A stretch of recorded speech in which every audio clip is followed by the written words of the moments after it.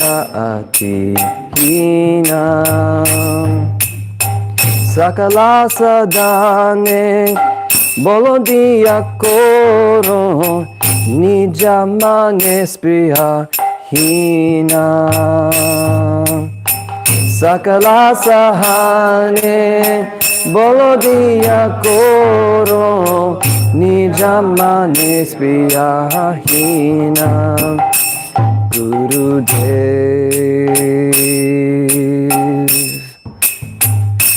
Gurudev,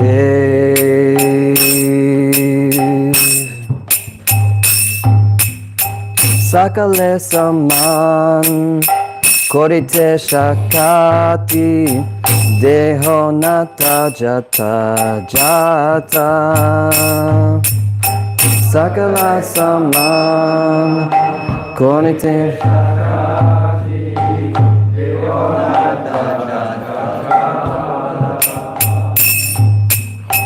Sabe toca imba Harinama suke Aparada habe hata Sabe toca imba Harinama suke Aparada habe hata Gurudev Gurudev Kabeke no kripa Lobiyaye jana Kritata haiboy nata Kabeke no kripa Lobiyaye jana Kritata haiboy nata Shakti Punihin Ami Ati Din Koramore Atma Sata Shakti Punihin Ami Ati Din Koramore Atma Sata Gurudev Gurudev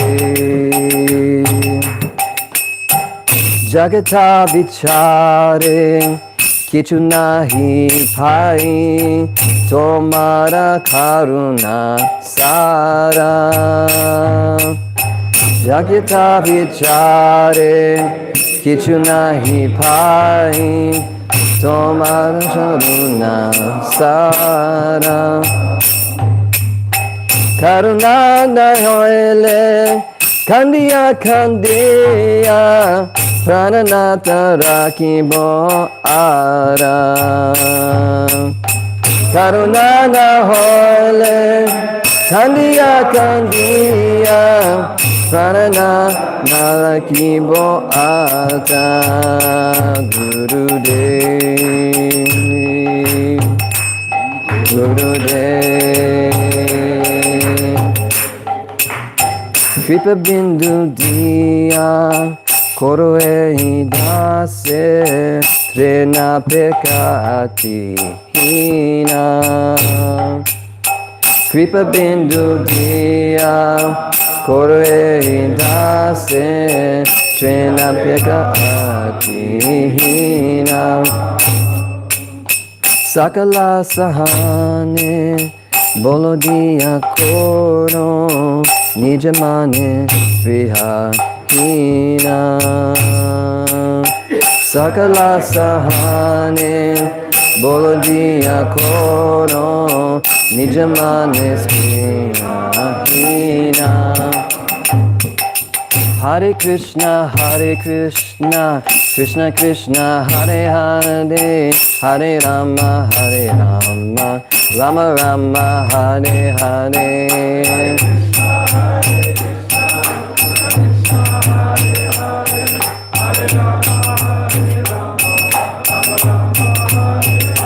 Hare Krishna Krishna Krishna Hare Hare Hare Rama Rama Rama Hare Hare Hare Krishna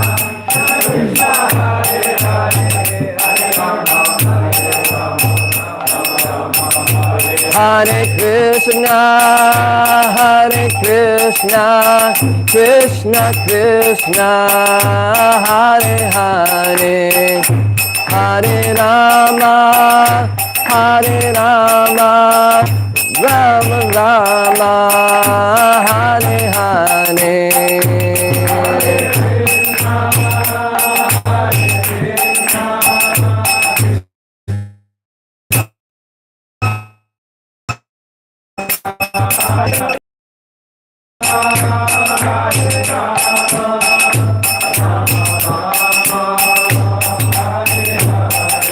Jaya Gauranita, Jaya Gauranita, Gauranita, Jaya Gauranita.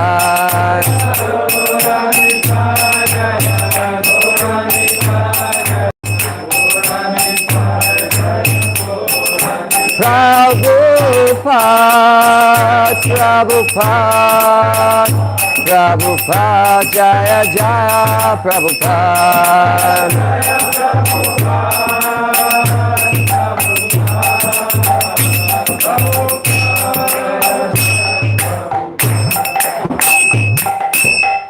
Go Prema Nandi, Srila Prabhupada ki jai, Srila Bhaktivinoda Thakur ki jai, His Holiness Janananda Goswami ki jai. You have the sound system? You want me to use? Thank you. It helps you. Mm-hmm. Very good. Now we stop Harinam.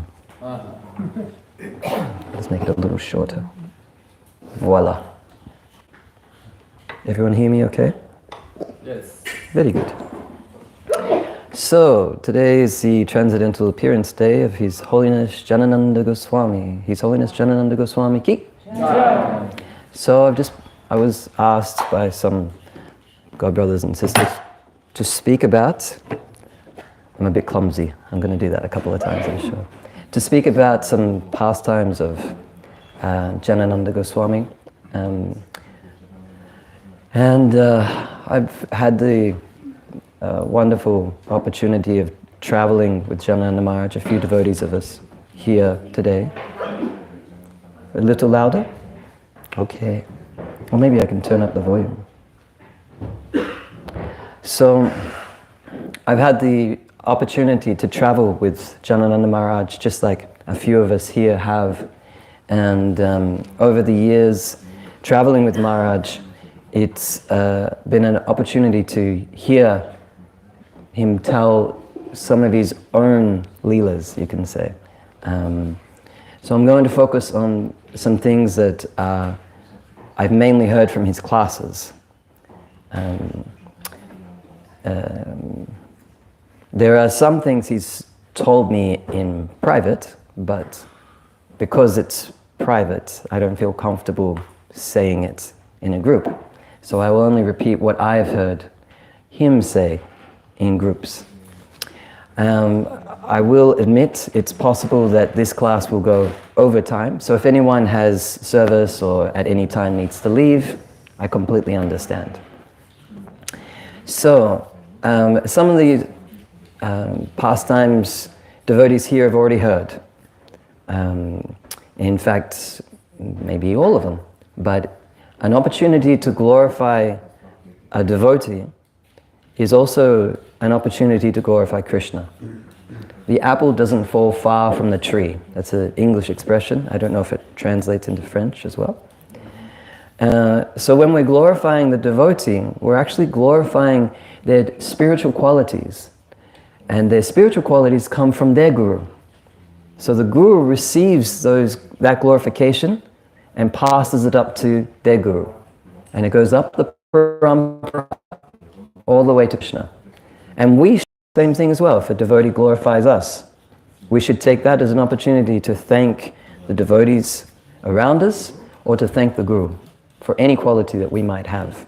Because really, what do we have? I mean, we're even hearing that here today. Da-da-da. Is it in the second verse? Then by chanting, when will you mercy the void and turn a mountain? If, this is from the fourth verse, if you examine me, you will find no qualities. Not no good qualities, not no bad qualities, no qualities. We are nothing, we are insignificant. But by some mercy, some kripa, we have been able to do some service. So anyway, that's just a little bit of tattva to get us started with. His Holiness Janananda Maharaj. So, originally born in the UK, as he would sometimes call it, Ugra Karma.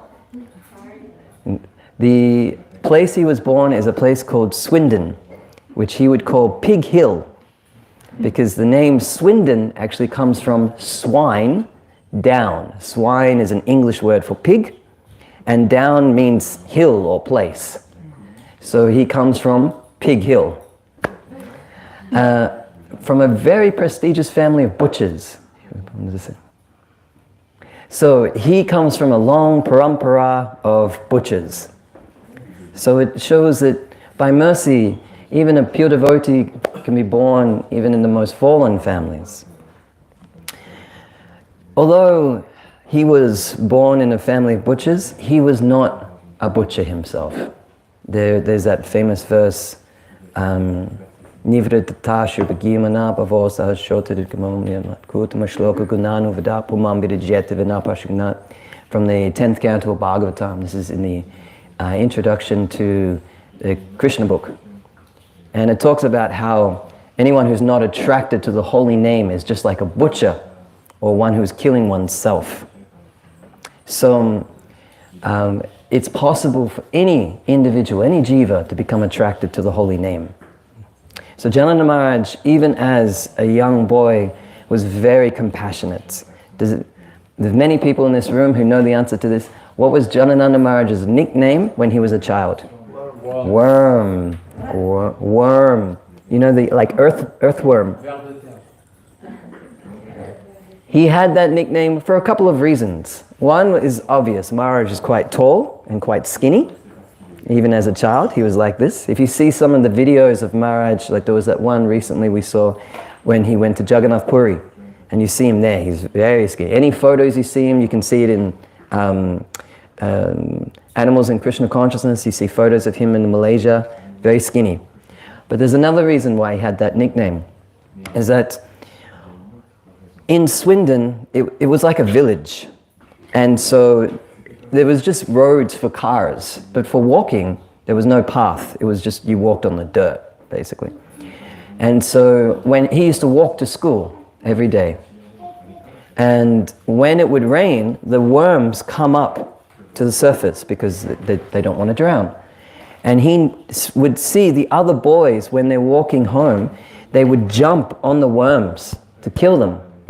So Maharaj used to run ahead of all the other boys and move the worms off the road so nobody would kill them.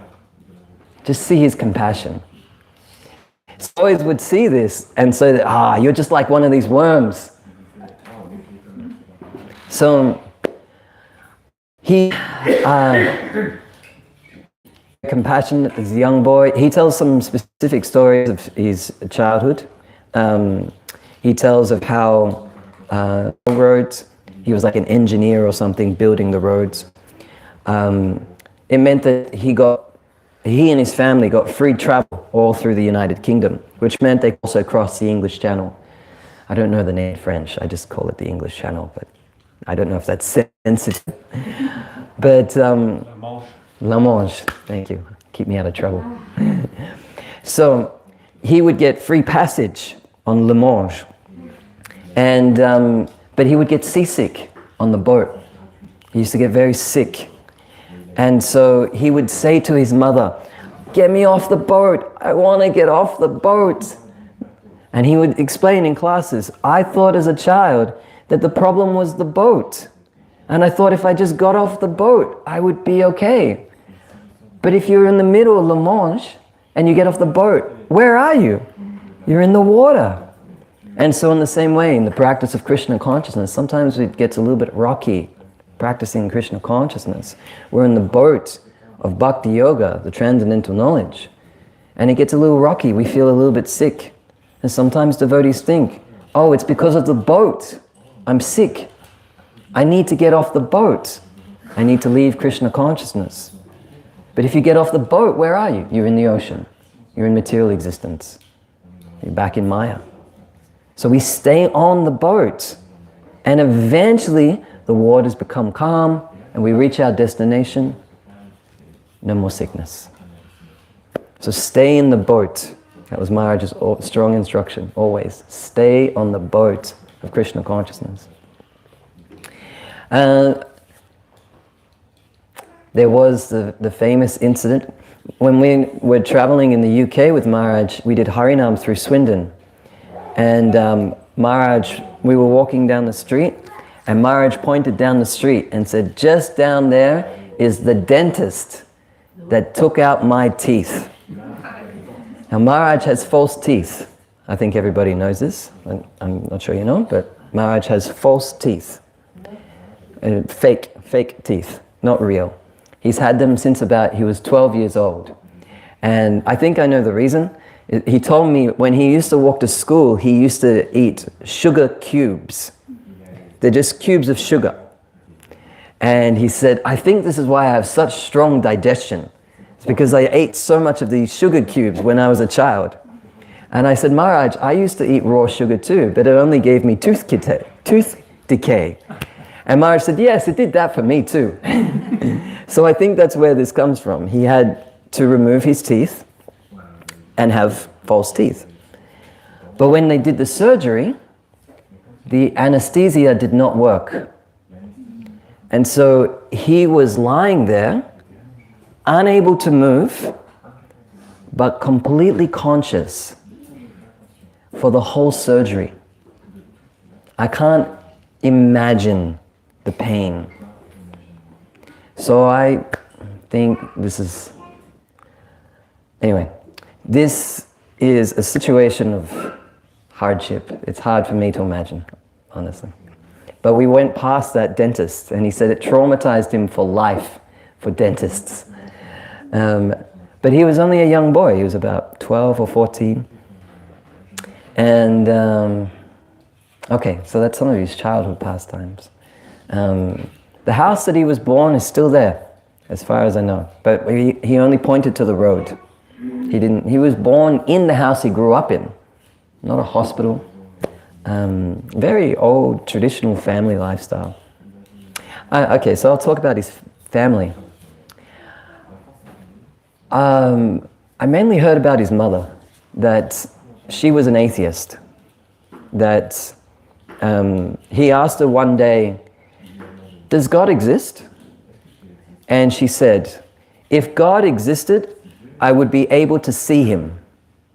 Think of this, like, such pride. You know what I mean? So, he was brought up, but he was very theist in his own nature. And he once told his mother, when he was a teenager, he wanted to become a Christian monk. And he used to read about St. Francis of Assisi. He even read the Ramayana when he was in university. He greatly appreciated Lord Ramachandra. But yeah, he told his mother he wanted to become a Christian monk. And I'm going to jump around a little bit because this is a little bit relevant.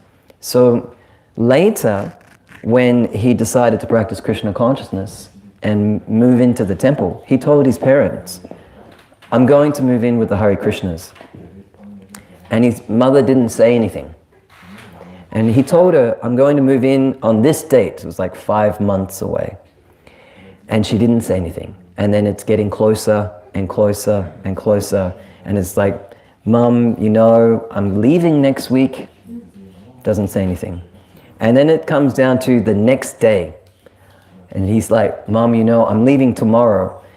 And she doesn't say anything. He leaves the room. And as he's leaving, she said, I thought you were going to be a Christian monk. And he went, but you didn't want me to be a Christian monk. And she said, yes, but at least you would be a Christian. Just see the attachment. She's not even religious, but at least he would be Christian. Such attachment. So, the story about his brother. I'm sorry I'm jumping around so much, but just to give you details about the family. His brother, I believe he only has one. I've never heard about any other. I believe it's an older brother too. Yep. So his older brother is an accountant. And he plays golf. And his older brother has a golf buddy who is an Anglican priest. And so the two are playing golf together. And one day the priest came to him and said, I know you're a professional accountant. Could you please help us with our church accounts? They're horrible. And we need a professional to help us with the accounts. And his brother said to the priest, no problem, I can help you. I'm happy to help you professionally. But you should know that I'm agnostic. I don't know if I believe in God or not. And the priest said, well, then I should tell you, I'm also agnostic. I actually don't know if there is a God or not. But it's a good job. Being a priest, you get a house, your children get looked after, you get good income. It's a good job. Can you imagine what that would have done for the faith of his brother? Like, you hear something like that from a priest. If you've been studying the Bible for 30 years, 40 years, and you're still agnostic, what question would there be of me believing in God? So, yeah, that's just as far as I know, he's quite the only one who's so spiritually minded. Okay, so he went to university. He almost didn't go to university. Because he almost did not pass French. He had to take the French exam 3 times. And the third time, if he did not pass, that was it. And if you didn't pass all your subjects, you didn't graduate high school at that time. Not everyone graduated high school at that time, the 1970s. It wasn't mandatory to graduate high school and go to university. But he, on the 3rd attempt, he finally graduated high school. He passed the French exam, went to university. And at university, studied some sort of geography. Yeah. Which is where he gets a lot of his interest in Vastu. He's got this kind of like nature for analyzing practical things.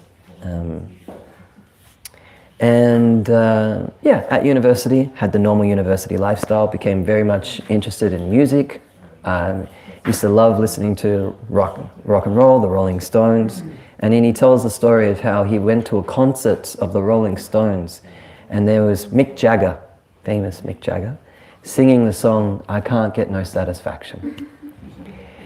And he was in the concert listening to Mick Jagger sing, I Can't Get No Satisfaction. And he thought, look how much money you have, women, drugs, fame, everybody's going crazy for you, and you still are not satisfied.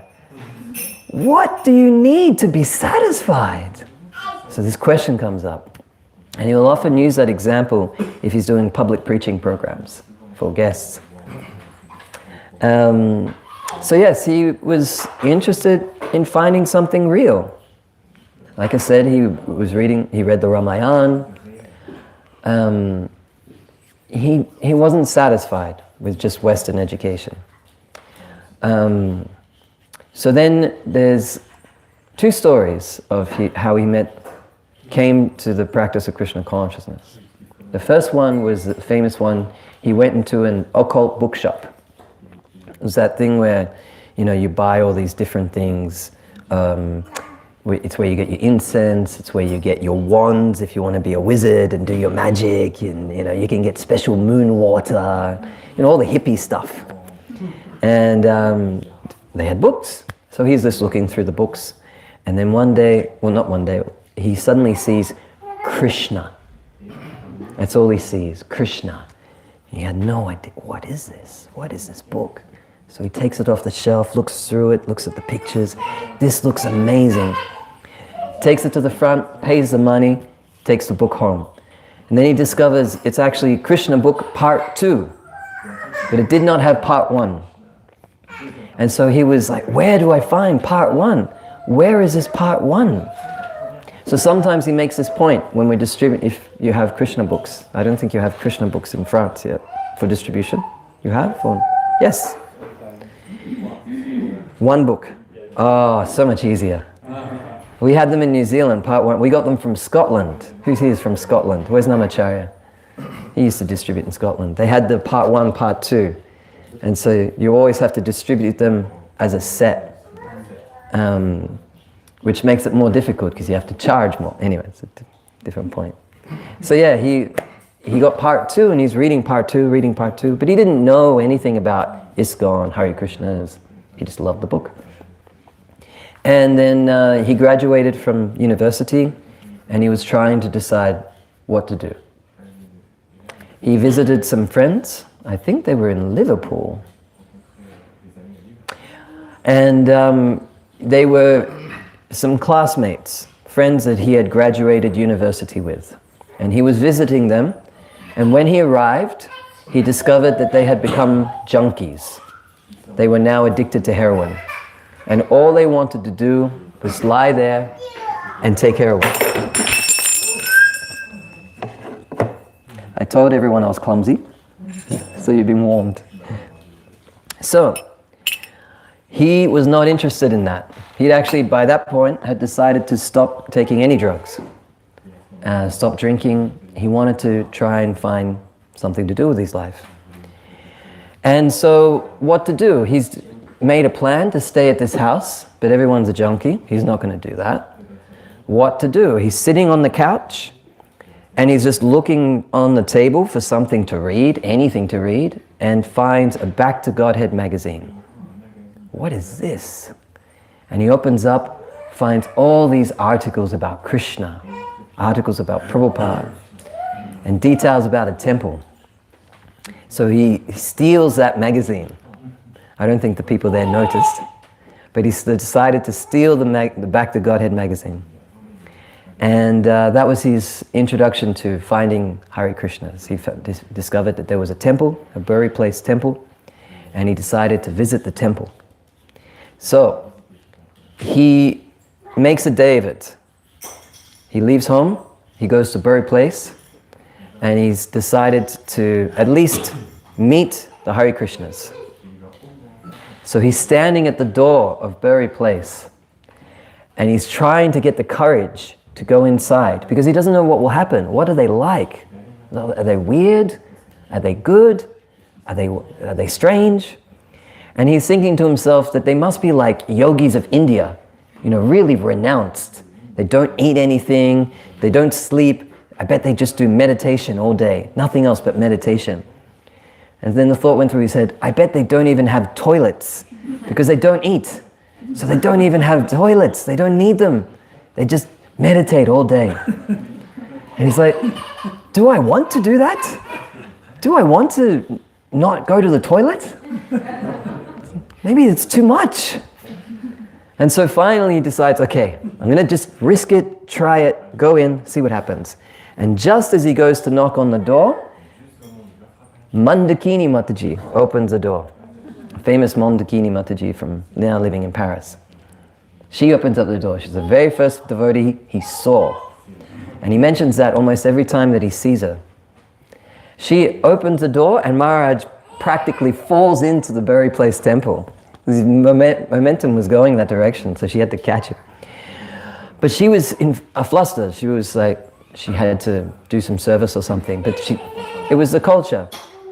A new person is in the temple. So the first thing you do, bring him in. You bring them in and you give him prasadam. So Maharaj quickly got rid of that idea that the devotees don't eat. The first thing they gave him was a big plate of prasadam. So they brought him in, gave him some prasadam. after giving him prasadam, they gave him some service. He was rolling incense. And actually, on the point of rolling incense, I don't think it's at this moment, but I'm going to tell the story. He tells the story if he had the service of rolling incense, and they had to roll and then pack, seal, and put into boxes and sell them. And he was there with a devotee and 2 guests, 2 hippies. And the devotee was trying to preach to the 3 of them. Maharaj, who was a guest as well, and the 2 hippies. And the devotee obviously didn't know very much, because he just kept on repeating, you have to chant Hare Krishna without offense. You're not allowed to commit any offenses when chanting Hare Krishna. And so he kept on just repeating that over and over and over again. And if you're a guest, it gets kind of tiring after a while, hearing the same thing over again. So finally, one of there was a couple, a male and female, the hippies. And the guy asked the devotee, you keep on talking about these offenses. We have to be free of offenses. What are the offenses? And the devotee went, look, we need to move fast, okay? We have to get this work done. And obviously, he just did not know. That's the only thing he knew. You've got to chant free of offense. But what the offenses are? So Maharaj makes this point, is that we should learn. We should learn the Shastra. We should learn so that we can actually share the knowledge. Not just repeat the random advice that we hear and not learn the meaning behind it. If we want to share it with others, we have to give the knowledge. But also it means preach on your level. If you don't know something, then don't try and talk about it. Like I don't know about Ayurveda. After 2 years of pretending that I was an Ayurvedic doctor, which is standard in the brahmachari ashram, when they give you a saffron dhoti and then they give you an Ayurvedic degree in one hand. So yeah, I realized I can't talk about this, and I still do because we're devotees. But anyway, so preach to your level, not to your level, at your level. But that was one pastime with Maharaj, rolling incense. So anyway, his first day, he's rolling incense, and then the devotees come running, they're always running, and they say, we're going on Harinam, you have to come. He's like 10 minutes in the temple, and they're already taking him on Harinam. So they just, off they go, out onto the street and start a Harinam. And Maharaj obviously is at the back, he's very shy, doesn't know what's going on. As maybe all of us are, the first Harinam we go on. And the devotees are going crazy, devotees are distributing books and such like that. And then someone turns to Maharaj and said, we need a mridanga player, you play mridanga. Maharaj, hair down to his waist, hippie. And he's like, I don't know how to play mridanga. And the devotee said, it's no problem, just do this. Boom, boom, boom. Boom, boom, boom. That was it. That was his mridanga class. And so Maharaj was doing that. Boom, boom, boom. Boom, very self-conscious, standing very straight and tall and just walking down there. Boom, boom, nervous. And he was surrounded by other devotees who were also new. And so the devotee who was meant to be like the Sankirtan leader, the one who had given him the mridanga, he ran off to do book distribution. But then when he came back, he was like, this looks like a funeral march. Where's the enthusiasm? Where's the life? So he tried to fire them up. Maharaj by that point was done. He took off the mridanga and ran back to the temple. He's like, I'm done. I'm out of here. I'm leaving.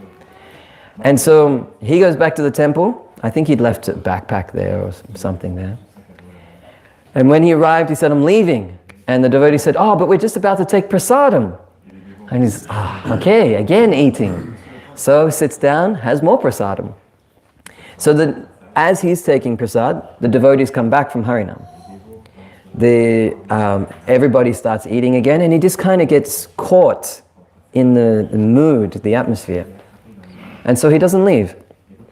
And so then the devotees decide that they're going to do some reading together. So he likes to read, he stays for the reading. And then they're having milk. So they drink a glass of milk. And as it gets later and later, it gets to the point where he has to leave. He has to catch his last train back home. And so it gets to a point where he tells them, I really have to go. And they say to him, no, we have some prasadam for you. He's like, I've had so much prasadam, no more. And they went, no, this is special prasadam. And they brought out him some maha prasadam. And this was different. Before it was just rice and dal and chapatis. That's it. But this was samosas, chutney, sabji, sweet rice, pakoras. So Maharaj, he said he picked up that, he'd never seen anything like this before. He picked up that samosa, took a bite, and he said, with that one bite, I was hooked. I said, I'm never leaving this place. The power of Mahaprasadam. But Maharaj did leave on that day, but he decided he wanted to practice Krishna consciousness. And they gave him some japa beads, gave him some books, and he went home and started chanting Hare Krishna every day. And for 6 months he worked a job. He was working in a factory, and his job was simply to clean the factory. And it meant just like picking up pieces of metal so there was no wastage. And he said he loved it because all day, all he did was chant Hare Krishna. He had freedom to just run around the factory chanting Hare Krishna. Hare Krishna, Krishna Krishna, Hare Hare. Very simple. But he decided, he visited the temple, he would return, come back, sometimes stay overnight, come back. First, he didn't want to decide to move into the temple until he was ready. But then he decided, I'm going to move into the temple. And so he, there's, I think the first night he spent at the temple, I think it is the first night he arrived. Okay, because there's a story. Okay. Maharaj arrived at the temple, he was going to move in. When he arrived, he'd been working for 6 months, so he had some money. He'd saved 400 pounds, which was a lot of money in the 1970s. And he immediately donated that to the temple. And the devotees, when they saw it, like, oh, they've never seen so much money. No one ever comes and brings money. They come wanting money. The devotees, when they join up, they have no money, and he brings 400. So they immediately gave him the service as treasurer. And he was trained as treasurer by a devotee who was personally trained by Prabhupada. So the system that Maharaj has for finances, which he still uses today for his own finances, is Prabhupada's system. He still uses that same system he learned from a devotee who learned from Prabhupada. But there was a night that he stayed at the temple. I think it's the first night he stayed. I don't think it's when he moved in. And he brought a sleeping bag, and they didn't really have anywhere for him to sleep. So they just gave him a floor, like an area, that was up the stairs, right in front of the toilet, because that was the only space to sleep. And so Maharaj, okay, I accept. If this is where I can sleep, this is where I sleep. But the problem was that you're lying in the dark at the top of the stairs in front of the toilet. So everyone who needed to go to the toilet in the middle of the night, they would forget Maharaj was there. So he's sleeping, and then all of a sudden you hear, boom! And someone kicks Maharaj, coming up, sorry Prabhu. And then they go to use the bathroom, which is pretty much everyone, because all they're eating is rice, dal, chapatis. So they're spending like 10 minutes in the bathroom, and then finally kick Maharaj again, walking out. Oh, sorry Prabhu, sorry. Walk downstairs. Not a nice introduction to living in the temple. Somehow he tolerated. But yes, then I just need to check my notes if there's anything I want to say before. Sorry. Before we move into Maharaj living in the temple. Yep.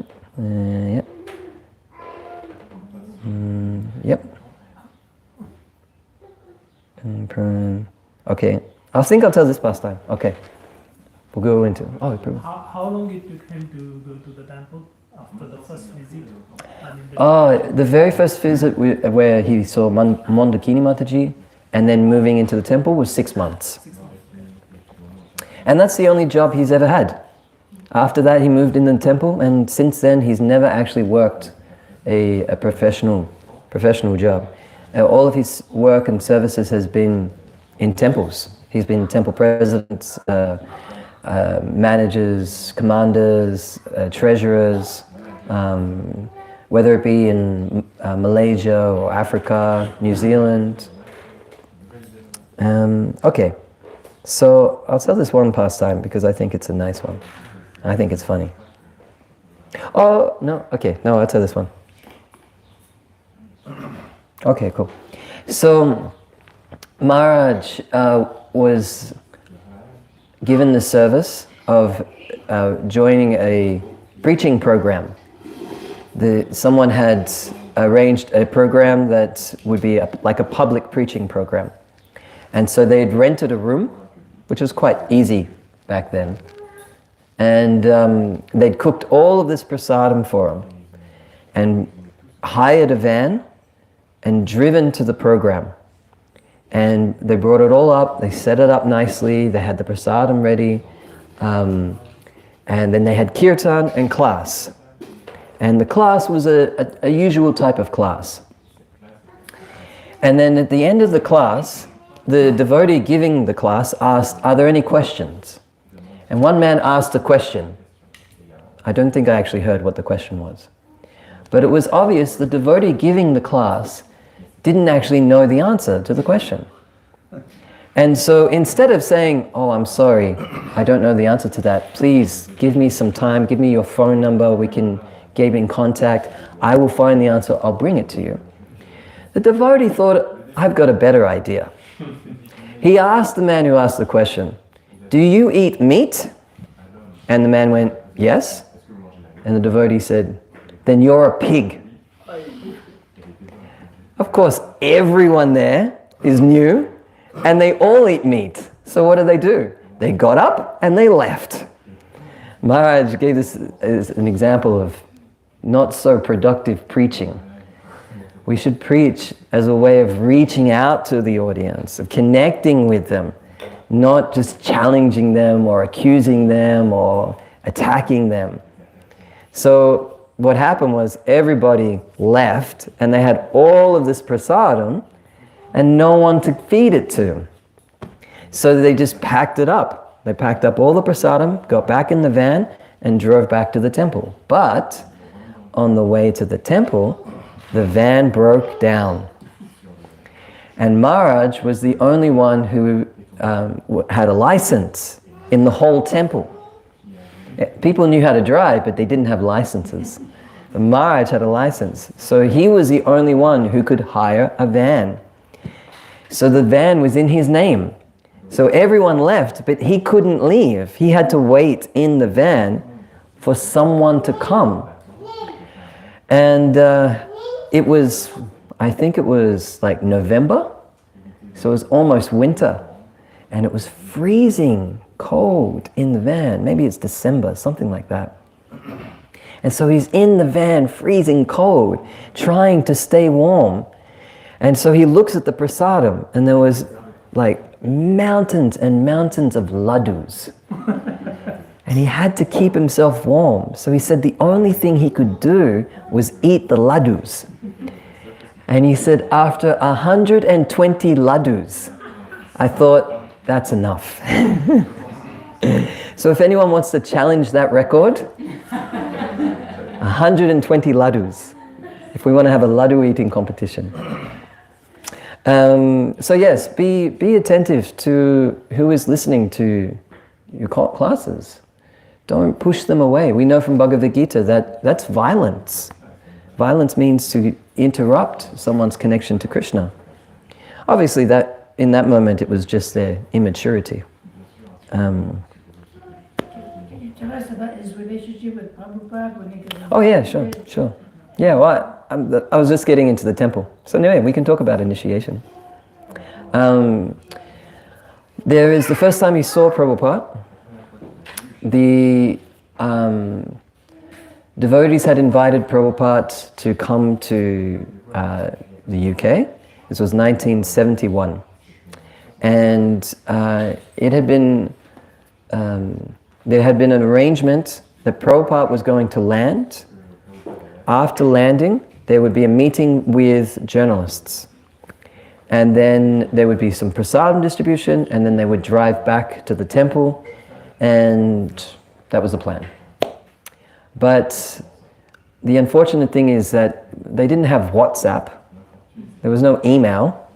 So communication was a little difficult. It was a nice time. Yeah, it was easier times. And so Prabhupada's flight had actually been changed, and they didn't know. So they had sent a group of devotees to the airport to set up for Prabhupada's arrival and the meeting with journalists. And Maharaj was part of that. He was part of the group. So Maharaj is there just, you know, like a bhakta, uninitiated, 1971, just unloading chairs. And all of a sudden, Prabhupada walks into the room. And the devotees, there was like one devotee, and one initiated devotee who actually knew what Prabhupada looked like more than just like a photo. He'd seen Prabhupada. And so when he saw Prabhupada coming to the room, he's like, oh, shocked, and just paid his obeisances. And Janananda Maharaj didn't know what to do, so he's someone paying his obeisances. Okay, I pay my obeisances. But Prabhupada came in, and Prabhupada asked, where are the devotees? And the devotee said, Prabhupada, they're not here, they're in the temple. And he said, Prabhupada said, take me to the devotees, and left. And so suddenly now there's a scramble, there's a rush, because Prabhupada wants to go to the temple. So the devotee turned to Janananda Maharaj and said to him, you stay here in case anybody comes. Give them the message, Prabhupada has already arrived. We're on our way to the temple. And leaves. So what can Maharaj do? He has to wait. And what he found out later is that it was true. The devotee had taken Prabhupada to the temple, and on the way to take him to the temple, the devotees from the temple had already left. So they basically like passed each other on the road. So when Prabhupada arrived at the temple, it was empty. There's no devotees. They were at the airport. So when they arrived at the airport, they come into the room, there's Janananda Maharaj just sitting on a chair. What to do? They come in. What are you doing? You haven't set anything up. It's not ready. He said, Prabhupada's already arrived. He's on our way to the temple. He's at the temple. We're here. Get in the car. And everyone just jumps back into the car, drives back to the temple. So that was his introduction to Prabhupada. He said when he saw Prabhupada, he was very intimidated by him because he came in with such presence and maybe like transcendentally angry because the devotees weren't there.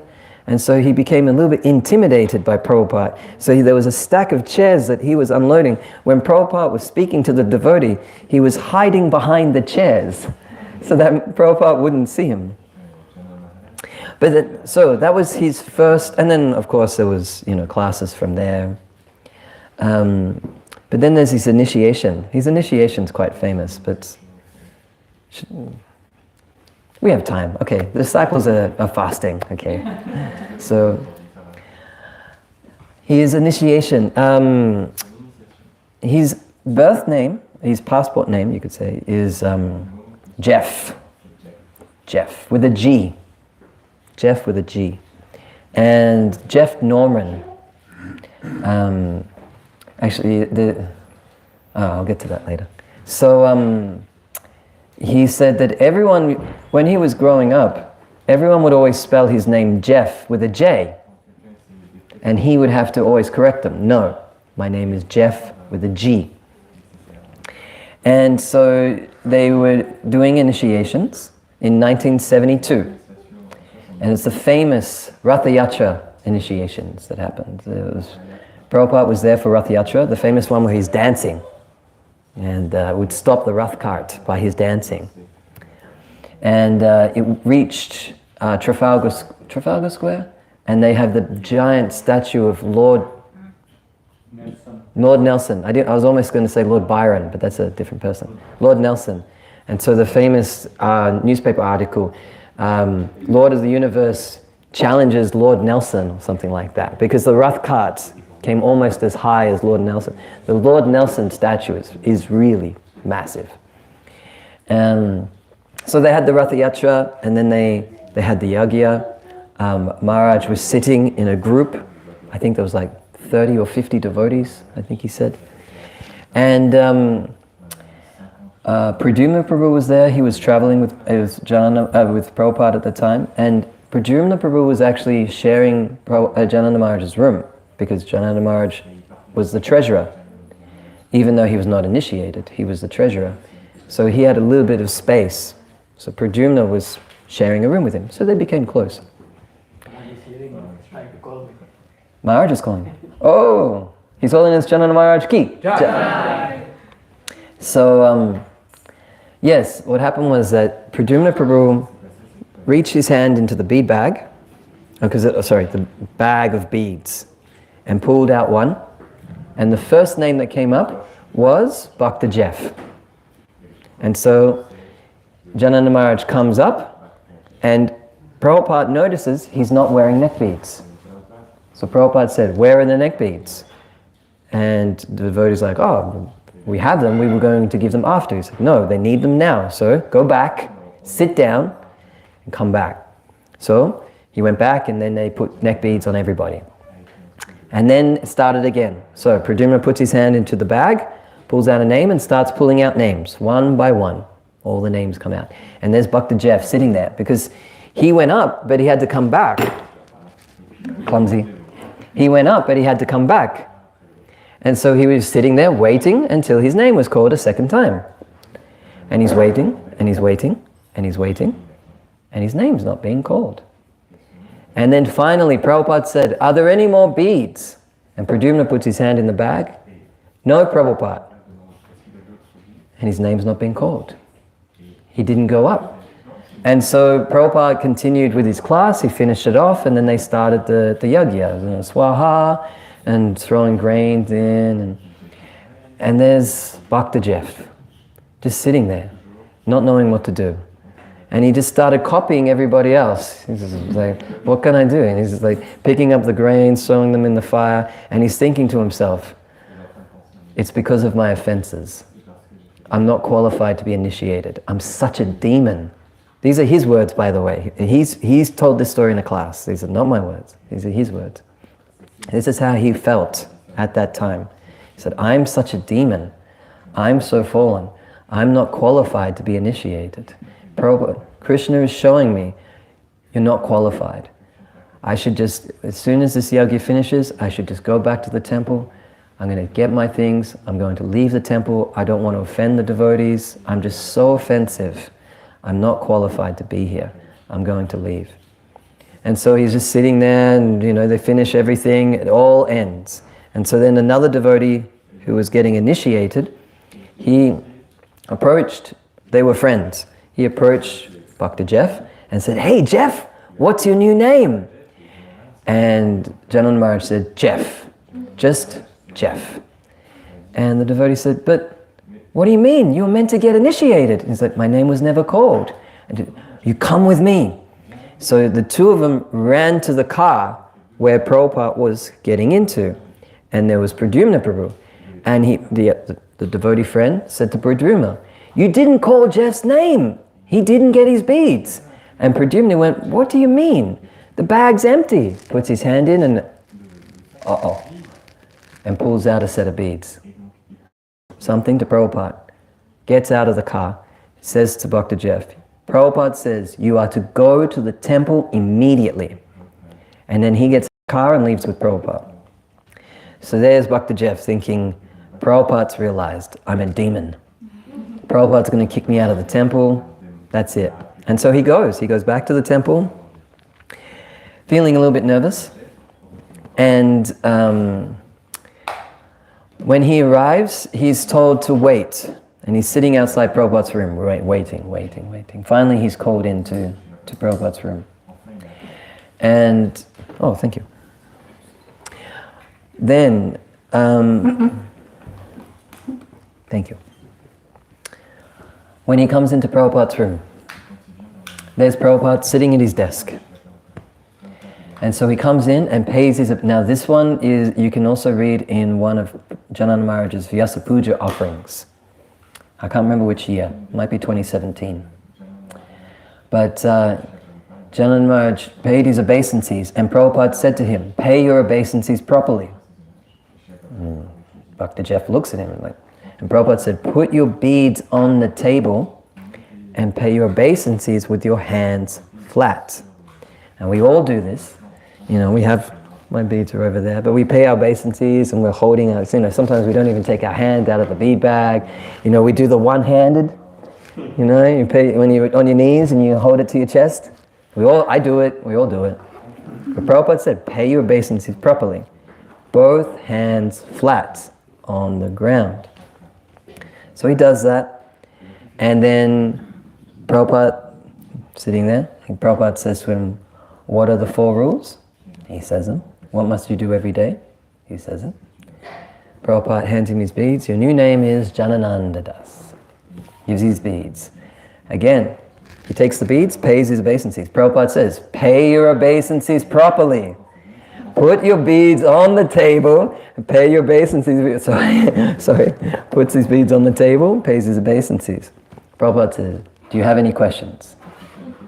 Janananda Prabhu says, no. So Prabhupada gives him a Mongol sweet and lets him go. And as soon as he goes out of the room, there's another devotee waiting, wanting something, because he knew he was going to get a Mongol sweet. And so he was like, I want some of that. So Janananda Maharaj had to give half to this devotee. His first service after being initiated was the next morning, breakfast cook. He had to cook the breakfast. No training, because he couldn't cook unless he'd been initiated.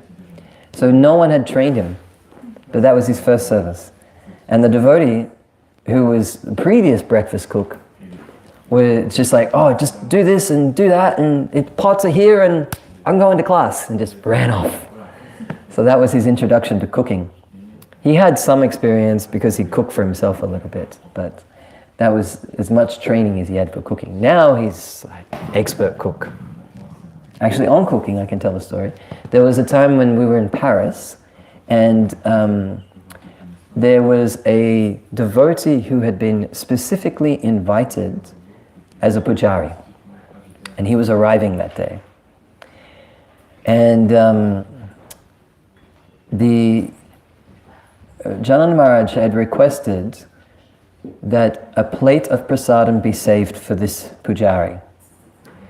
But when it was Sunday feast, and they'd left the plate in the pujari's room, and when the pujari arrived, someone was in his room eating his plate of prasadam, and there was no more prasadam left.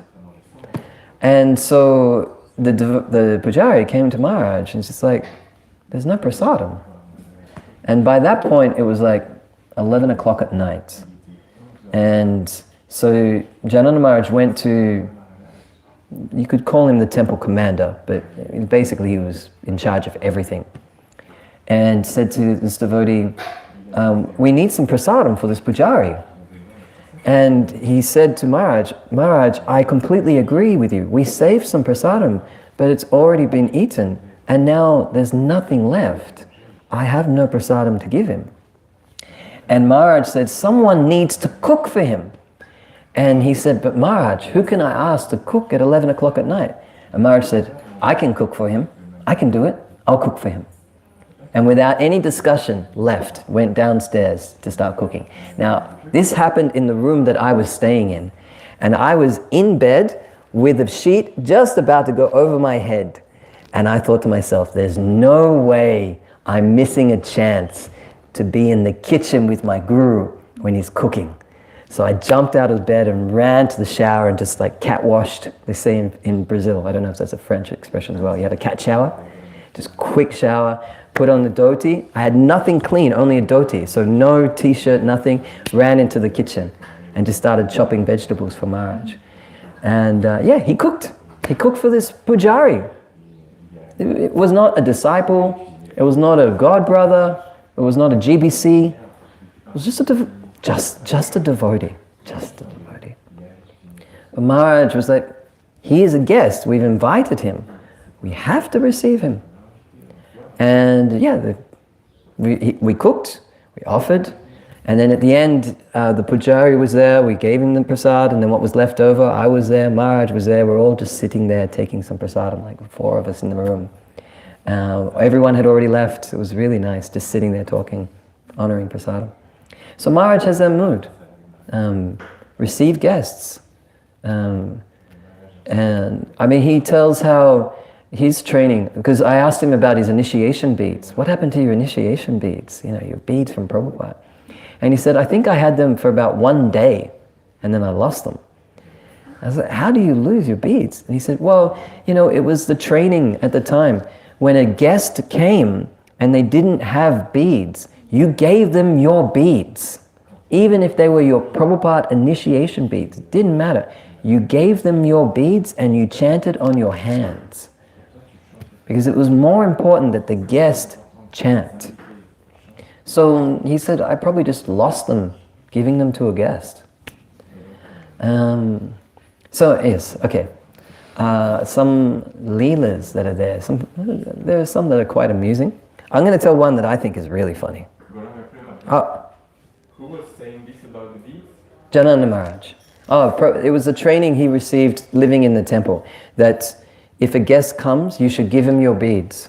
That was the training all the devotees had. Okay, and who was saying this? Oh, Janananda Maharaj said that to me. That's how he lost his initiation beads. He told me. In the temple, who was saying this? Oh, that's the point. Anybody. That's what everybody's training was. Yeah, it didn't matter. The temple commander, temple president, Prabhupada, didn't matter. Okay, so this is one little pastime I think is quite good for those of us who have management service sometimes. This is quite important. Maintaining Krishna's property. So, the devotees didn't own their Sankirtan vans. They would rent them. They would lease, this one, this is a good one.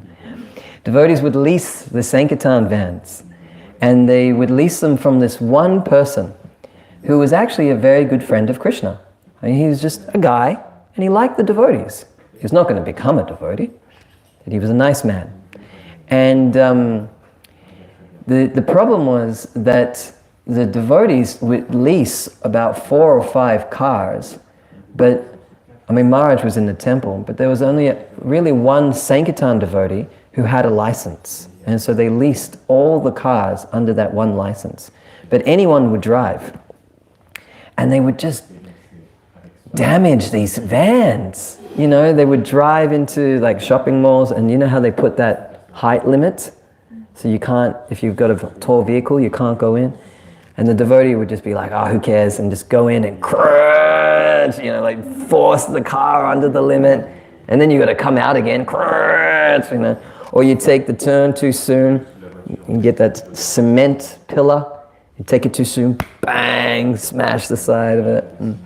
And it was Janananda Maharaj, because he's in the office. Janananda Maharaj would get the call, we've hit a pole, we've damaged the driver's side door. Okay, I'll call him. And he would call up the guy and say, we've hit a pole. And the man would always ask, who drove the car? And Maharaj would always have to say the same name, because he's the only one with a license. Because if there's no license, there's no insurance. So he would always have to say the same name. It was like Michael something. I don't know if that's the name, I'm just giving you something. So this guy would be like, why do you keep letting this Michael guy drive? He's so bad with a car. And Maharaj couldn't be honest with him, because then he would stop giving them vans. So Maharaj would, you know, like, we're training him, we're doing what we can. And the problem was that guy was actually a good driver. It was everyone else that's causing the problems. But anyway, there was one time when that devotee was actually the driver of the van. And they were on traveling Sankirtan, van filled with books. And they were going all across UK. And it's nice weather, And so they thought, it would be nice if we take the van and we park on the beach, so that as soon as we wake up, we can just jump out of the van and run into the ocean to shower, and then come back for breakfast and drive off. Good plan. What they didn't realize is that the ocean does move. And water can go out and come back in. And especially if you park too far out, the water can come quite far in. And so that's what happened. There was actually some people nearby who saw everything, and they told the devotees what they saw. So I'm going to describe it from their perspective. Imagine you're going on your morning walk. It's nice walking along the beach, and then you look out. That's funny. There's a van parked on the beach. And the water's coming in. They should probably move that van. Keep walking. The water's getting quite high. They haven't moved the van. Oh, look, people are coming out of the van. Oh, they're trying to move. Oh, they can't move the van. Oh, now they're stuck. Oh, look, they're unloading the van, taking out boxes and boxes of books, trying to bring them onto the bank. Finally, after taking not all, but a majority of what was in the van, the water actually came up so high that it started to float the van. And so the van is now starting to move with the water. The devotees are now just having to stand on the beach watching this van slowly go out to sea. But it doesn't go out into the ocean. Instead, it starts to go with the current, taking it to some nearby rocks. And they can happily watch as the van comes back, and 1, 2, 3, as it gets shattered on the rocks. And Janananda Maharaj, he got the call. We've had a problem. What's the problem? And he said, the devotee said, I'll just have to tell you when I get there. We're coming by train. He said, what do you mean you're coming by train? He said, I'll just have to tell you when I get there. And so Maharaj is like, what's going on? What have they done? Finally, the devotee arrives, and he comes in and he puts a license plate on the table. And Maharaj is like, what is this? And he said, that's the license plate for the van. I mean, where's the van? He said, that's all I could get. So he explains the whole story. The car got trashed, and Maharaj is like, what are we going to do with this? What can I say? And he's just like, well, just tell him that, there was like an accident and an accident on the beach. So, okay, what to do? Maharaj picks up the phone, calls up the guy, and the guy, he's listening. He's like, okay, this one's a bit much. Okay, just let me check, okay? So you say that there was an accident on the beach, there was no other car, and it was something to do with the water. Okay, and the car is now destroyed. Okay, let me check the insurance. So he goes to check the insurance. Acts of God, no insurance. Because it was a natural event, there was no insurance coverage. So the van could not be recovered. That was the end. The guy was just like, I'm sick of you guys. I give you van after van. You're just damaging. In the past, at least there was some insurance. This one, there's no insurance. We're done. No more cars. So Maharaj always makes this point, is that it's not enough to just think that, Krishna provides. We have to maintain. And if we don't maintain properly, we can lose something that might not even be ours. It might be somebody else's. And it might interrupt them coming closer to Krishna. So maintain what we have. Look after this is really important for Sankirtan. We had one brahmachari, he drove for about 14 hours. Didn't check the oil and water. And so the next day, starts the car, goes for a drive. Within like 30 minutes, there's smoke coming out of the engine. It set the engine on fire. Cost us $10,000 to replace the engine. So look after your vehicles, especially Sankirtan. Look after your vehicles. A little detail for those who are leaving today. Check your oil and water. So yes, that's one I thought it was. Some little details that I think that disciples might like to know. Does anyone know what was the very first verse Janananda Maharaj memorized? No one heard this.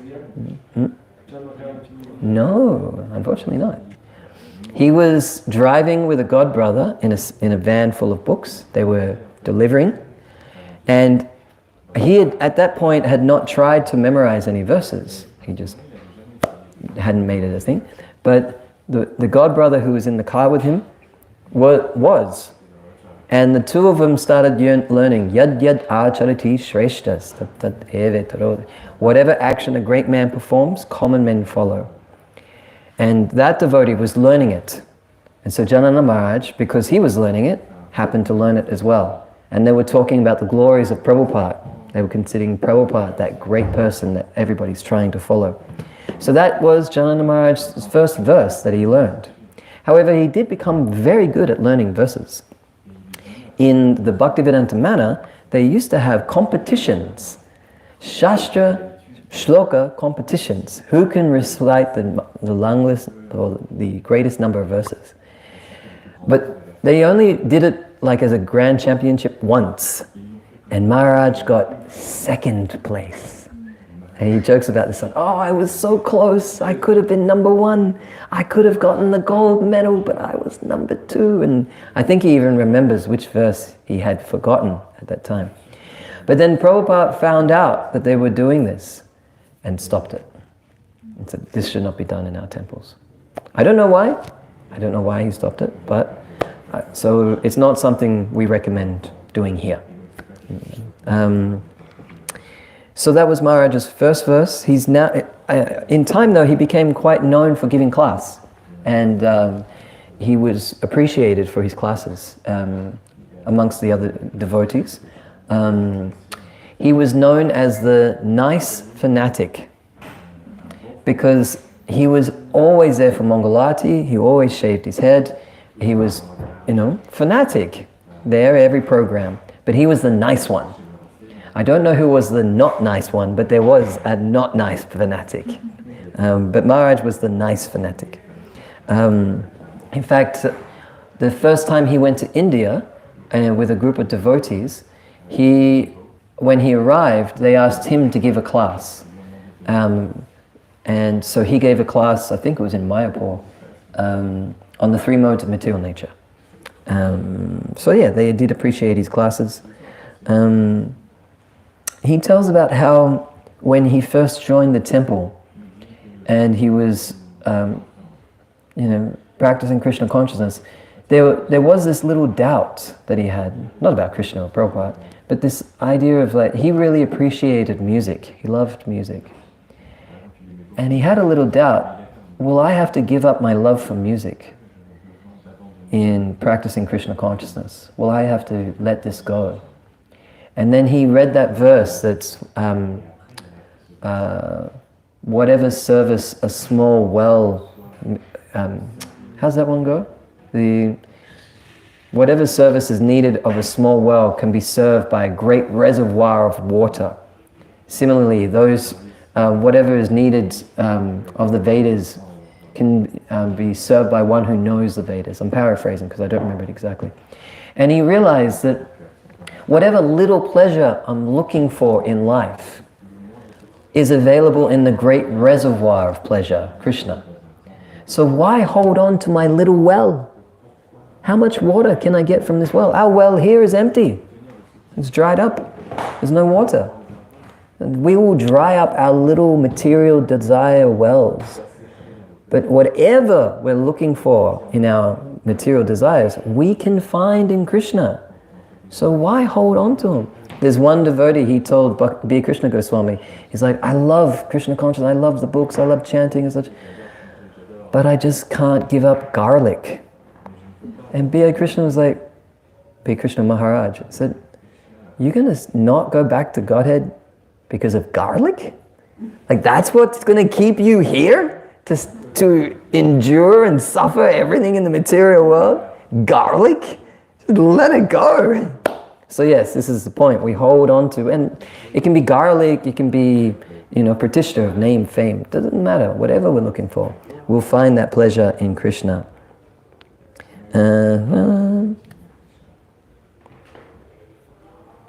Yep. Okay, I won't do that one. Okay, I'll tell the story of the time he drove Prabhupada, which was the last time, I don't think this is the only time, but the last time he drove Prabhupada. He had to pick Prabhupada up from the airport, who was coming to the Bhaktivedanta Manor. This was in 1977, just before Prabhupada left his body.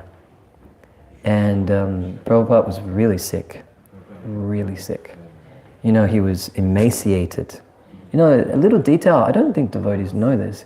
Prabhupada, in the last few months of his life, he was so thin.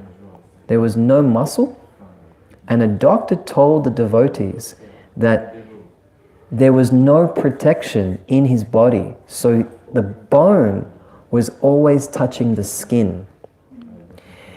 And usually when this happens, it means that your nerves are always activated as though you're in pain. And so anyone who's in this condition is usually screaming for morphine because they're in constant pain. Because it seems like there's something pressing against your nerves, and that's what activates them to let you know you're in pain.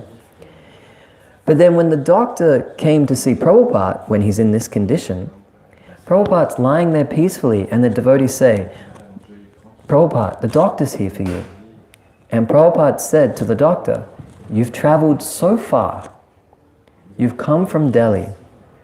Go, take some prasadam, take some rest. You can see me later. The doctor walked out of the room in shock.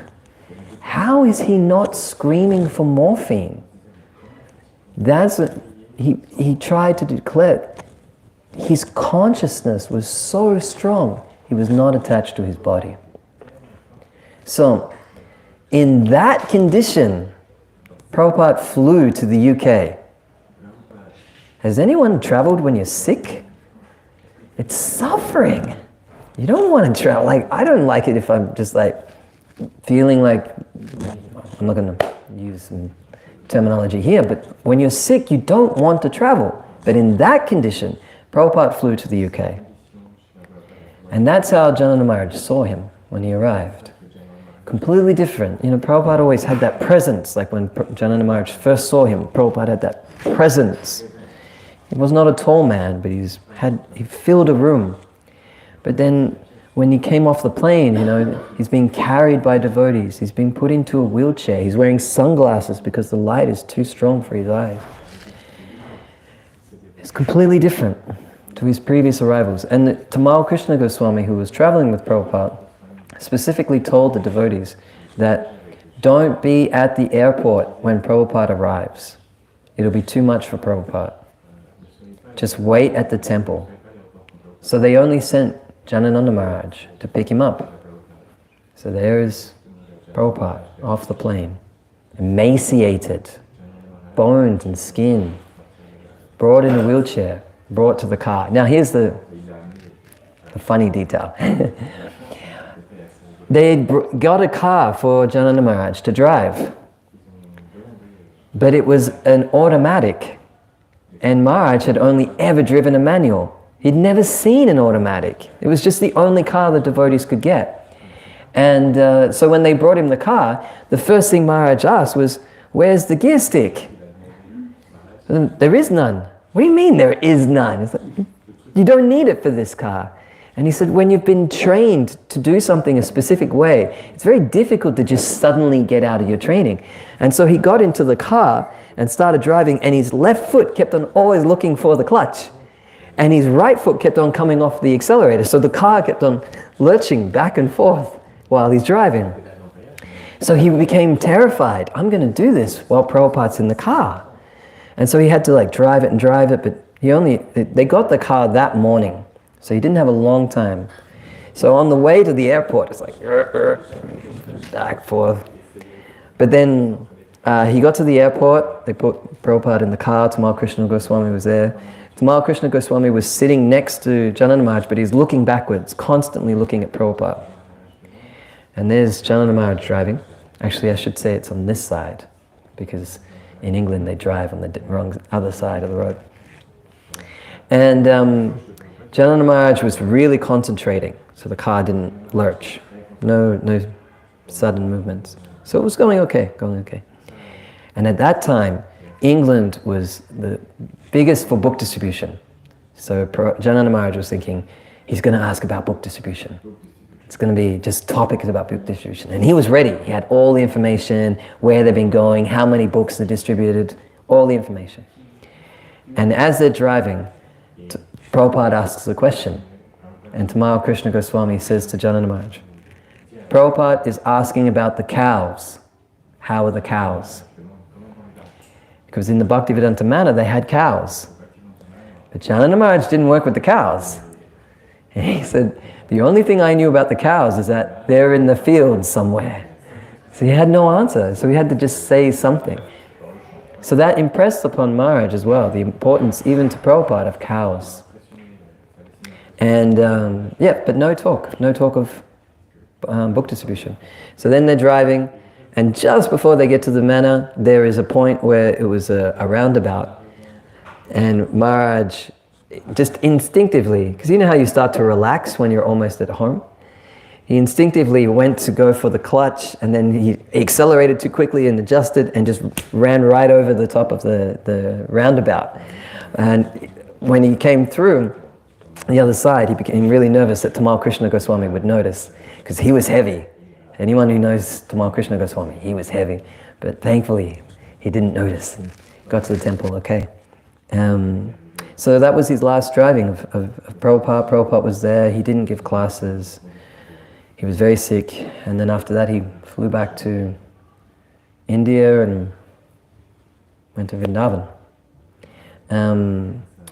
So I've definitely gone well over time now, because Kirtan's meant to start. So I'm going to stop here.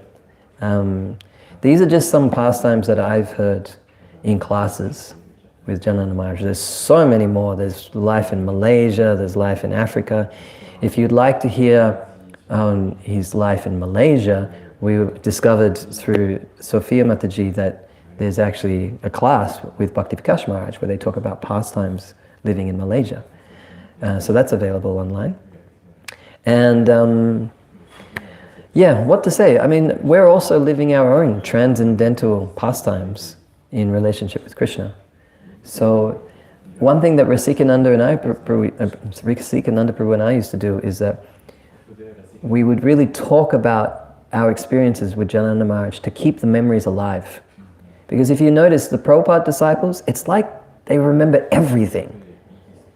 How do they do that? How do they remember so many details? And what he and I realized is that they were always talking about it. When anyone had an interaction with Prabhupada, they told their godbrothers and sisters, because not everyone got to see him. So for us, the disciples of Janananda Maharaj, this is specifically for the disciples of Janananda Maharaj, remember your interactions by sharing it with your God family, so that in 40, 50 years' time, we still remember them. And today is an opportunity of that. And there's hopefully more opportunities to come once the offerings start. Please share. So, we're going to start offerings at 10 o'clock. It'll start with senior guests and then move on to disciples, going by initiation. It'll be a little bit formal because I just want to make sure everybody gets a chance to speak. So, I apologize for that. If we finish early, that's when we can be a little bit more informal. And devotees can just share their observations, their realizations. It can be very sweet. So, thank you all very much for your kind attention. Grantaraj Srimad Bhagavatam ki jai. Srila Prabhupada ki jai. His Holiness Janananda Goswami ki jai. Go Premanandi.